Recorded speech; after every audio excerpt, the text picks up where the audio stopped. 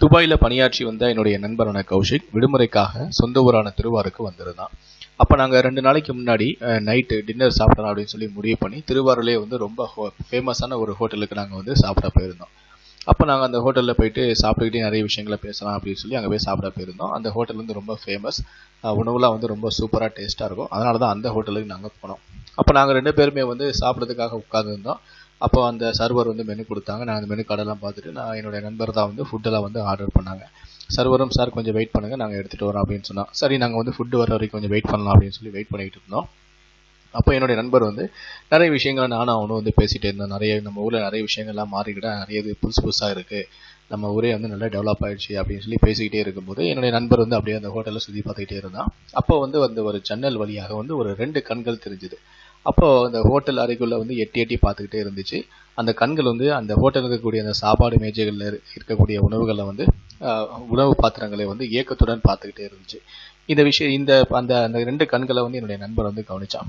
அது பார்த்தா வந்து ஒரு சிறுவன். அந்த சிறுவன் தான் வந்து இந்த மாதிரி அந்த சாப்பாடு அந்த மேஜையில் இருக்கக்கூடிய உணவுகள் எல்லாம் வந்து ரொம்ப ஏக்கத்துடன் பார்த்துக்கிட்டே இருந்தான். அப்போ என்னுடைய நண்பர் வந்து அந்த பையனை காட்டி கையசைச்சு உள்ள வா அப்படின்னு சொல்லி கூப்பிட்டாரு. அந்த கூப்பிட்ட உடனே அந்த சிறுவனை வந்து அந்த ஹோட்டலுக்குள்ளே வந்தான். அவன் மட்டும் தான் இருக்கான்னு நினச்சி அந்த அண்ணன் கூப்பிட்டான். ஆனால் அவன் வரும்போதே வந்து அவனோட வந்து அவருடைய குட்டி தங்கையும் வந்து வந்துட்டு இருந்தான்.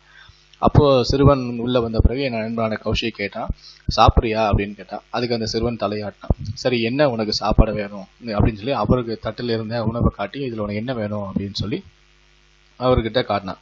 காட்டிருக்கும்போது இதே போல் வந்து காட்டினா அப்பவும் அந்த சிறுவன் எந்த விதமான பதிலும் சொல்லலை. சரி, நீ இங்கே உட்காரு அப்படின்னு சொல்லிட்டு அந்த சர்வரை கூப்பிட்டு இந்த பிளேட்டில் என்னெல்லாம் இருக்கோ இதே மாதிரி இன்னொரு 2 பிளேட் வாங்கி கொண்டு வாங்க அப்படின்னு சொல்லி ஆர்டர் கொடுத்தான். சரின்னு சொல்லிட்டு அந்த சர்வரும் போயிட்டு அவரும் வந்து 2 பிளேட்டை வந்து கொண்டு வந்தாங்க. அந்த சிறுவன் வந்து அந்த உணவை பார்த்த உடனே டக்குன்னு கை வைக்க போனான். அப்போ அந்த கை வைக்கும்போது அந்த கையை வந்து இன்னொரு கை வந்து ஒரு பிஞ்சு கை வந்து தடுத்துச்சு. அந்த கை வேற யாரோட கையும் இல்லை, அது அவனோட வந்து அவருடைய தங்கையோட கை. கை கழுவாமல் சாப்பிட்றியே அப்படிங்கிற மாதிரி அந்த குழந்தை சொல்லிச்சு. உடனே சரி அப்படின்னு சொல்லிட்டு அந்த சிறுவனும் அந்த அவனுடைய தங்கையும் வந்து 2 பேருமே போயிட்டு வாஷ் பேசினில் வந்து கையை கழுவிட்டு வந்தாங்க. கையை கழுவிட்டு வந்து எங்கள் பக்கத்துலேயே வந்து சேர் போட்டு இருந்தாலும் அதை உட்காந்து சாப்பிடவும் ஆரம்பித்தாங்க.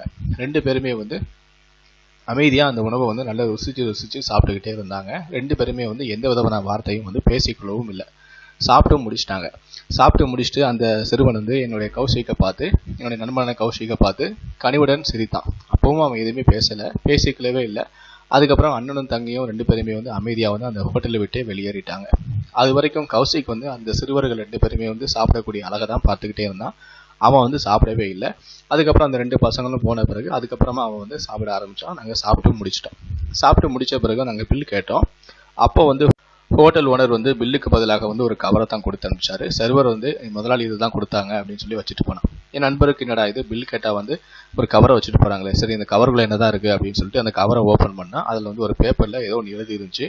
அந்த எழுதுறதை வந்து அதை படித்து பார்த்தோன்னே என்னோட நண்பருடைய கண்கள் வந்து குளமாயின. என்னடா இப்படி திடீர்னு வந்து என் நண்பர் வந்து கண் கலங்கிட்டானே, அப்படி அந்த பில்லில் என்னதான் அந்த கவரில் என்னதான் இருக்குது வாங்கி பார்ப்போமே அப்படின்னு சொல்லிட்டு அவன் கையில் இருந்த அந்த பேப்பரை வாங்கி நான் வாசிச்சேங்க.